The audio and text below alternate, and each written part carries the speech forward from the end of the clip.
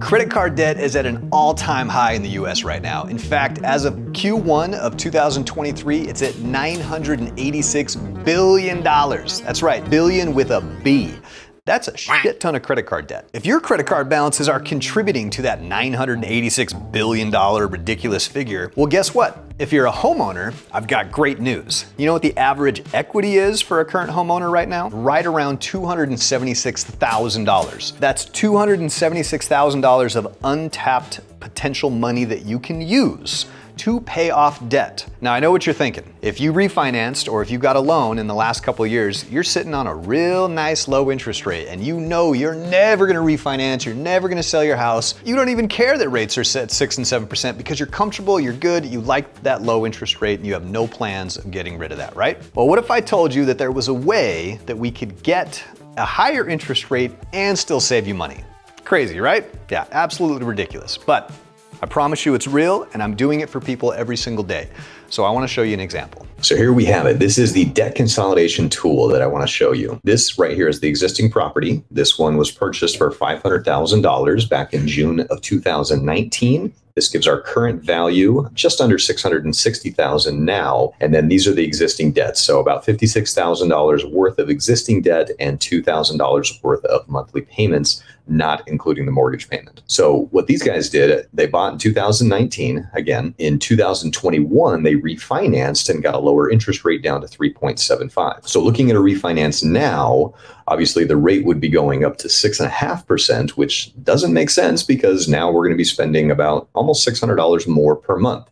So definitely just don't want to do a straight refinance. However, you can see here that we've got plenty of room in our debt ratio, so we're good there. And then also the loan to value, which is the amount of equity that's in the home. This is set to 75%. We can typically go up to 80, but again, this is just for example purposes to show you what we're looking at. So what we do, instead of refinancing just the existing balance, we refinance a higher balance and we roll this additional amount into it. And I'll show you exactly what it does. So you can see just by paying the first one off, we're still paying more per month. Here we go. Now we're saving money. Even more and even more.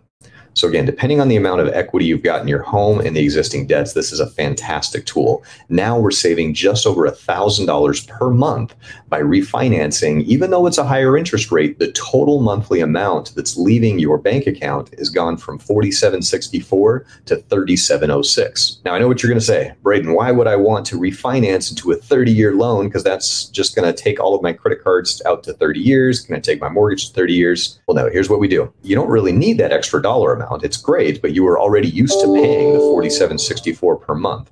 So what we do is we take that savings of just over $1,000 and you apply it to the principal balance of your mortgage payment every single month. By doing this, now your mortgage is paid off in less than 15 years. So that 30-year mortgage and all that credit card debt that you were having such a hard time paying off, everything is going to be paid in less than 15 years. And as an added bonus, this increased your total net worth by $222,000, almost $250,000. This is game-changing, life-changing things right here. If you have credit card debt or auto loans or really anything that's just a higher payment and you're maybe month to month right now and just struggling to pay those bills, if you've owned your home for a few years, you're more than likely sitting on a good chunk of equity, and we can use that money smartly to help get you out of debt and put you in a better financial situation. So this is a perfect example of how we can do that, and I do it many, many times for several different clients. That was a real life scenario. That was something that I did for an actual client. And I have these types of conversations with everyday homeowners just like you to show you how you can not only save money, get yourself out of debt, also increase your net worth and pay your mortgage loan off faster. It's absolutely possible, and it's something that you can do today. So if you've got some credit card debt and you're a current homeowner and you want to see if this situation would work for you, give me a call. I'd be happy to run it. I have ran these situations where it doesn't make sense, where the savings really doesn't outweigh the cost. If there is not a benefit for you, if I go through this exercise and find that it really doesn't make a lot of sense, then we won't do it. So you literally have nothing to lose. If you're sitting on some credit card debt, which in the United States right now, you know, I love my averages. The average consumer credit card debt for an individual family is $6,270. I mean, that's a decent amount of credit card debt, especially with interest rates on credit cards right now. Unless you got one of those promo deals where you're paying 0% or an introductory interest rate, most of you are probably paying around 19 to 20% plus. Because that Fed rate, I've had lots of other videos talk about the difference between the Fed rate and mortgage rates, but The one thing that the Fed rate definitely impacts is credit cards and overall consumer debt. Auto loans. If you got a new car or a used car, those interest rates are a lot higher now than where they have been over the past few years. And once again, it always comes down to monthly payment and cash flow. Cash is king.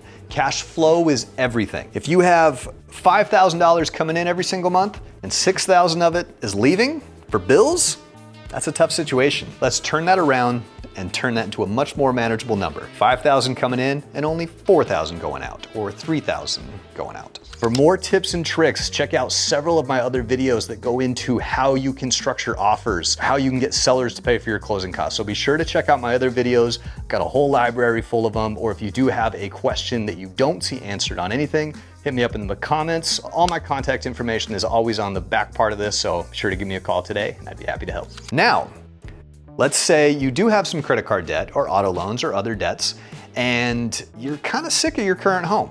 Can you do this same thing while selling your house and buying another one? Absolutely. It's actually really, really cool. You may be stuck that you've got that 2 or 3% interest rate and you're concerned about what your payment's gonna be on a new house, but your house is shrinking around you. Maybe it's too big and you need something a little bit smaller. Again, everyone's situation is different. But if you are thinking of getting into a new home, or you would like to look at your options, but you're just scared because interest rates are so high, let me show you another great example of how we can use this debt consolidation idea to get you not only into a bigger and better house, but also have you pay less than you might be paying right now. Let's take a look. All right, so here we are back in our debt consolidation tool again, except for this time we're selling a property and buying another one. It's called a move-up purchase. This is the situation. We've got the existing property. They bought it for $500,000 back in 2017. It's now worth right around $695,000. Again, this one right here shows us the current value, and then except for on this side now, it's going to show $850 since that's the purchase price of the new home that they're looking at. So loan amount, they previously with the existing mortgage owed about $342,000, and what they're thinking of doing is taking all of the proceeds and putting them towards just the down payment, leaving a loan amount of $545,000.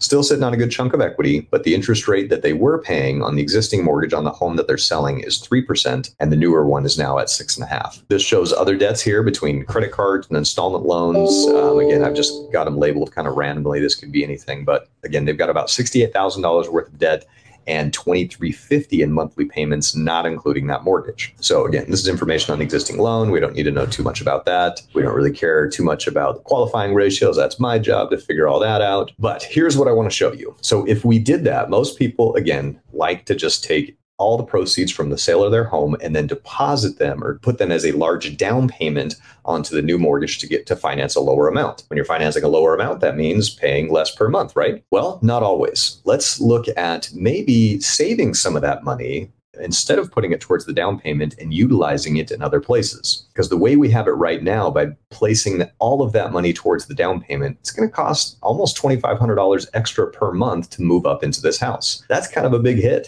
$2,500 extra per month from what you're already planning on spending. You got about $5,000 leaving. Now we got about $7,500. That can be a tougher pill to swallow. So instead of using that, let's start paying off some of these credit cards and other debts. We've got the funds to do it. And look, you're still left with doing a pretty decent large down payment, which is going to be less than the 80%, meaning you don't have to pay mortgage insurance. Well, now you're only spending an extra $562 per month instead of all of that going towards the mortgage. Now we've paid off our debt and we just have one payment now.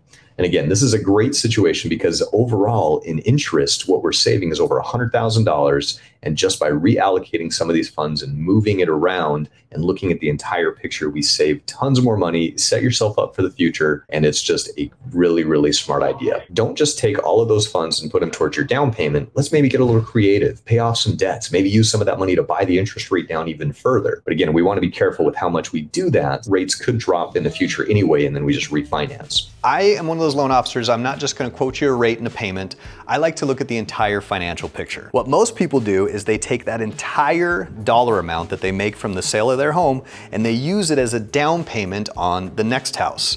Seems smart, right? Well, not all the time. As you just saw, if we used maybe a portion of that for the down payment, finance a little bit more, and use those other ones to pay off those higher monthly payments, that's how we can get you into a new home and pay less than you're paying right now overall. Because again, we have to look at the total picture. It's not just about that mortgage payment, it's about your auto loan payments, your credit card payments. Now, if you're one of those people that doesn't believe in debt and you don't have any credit cards or auto loans, this obviously is not gonna work for you. This video is not for you, so just skip it and move on to the next one.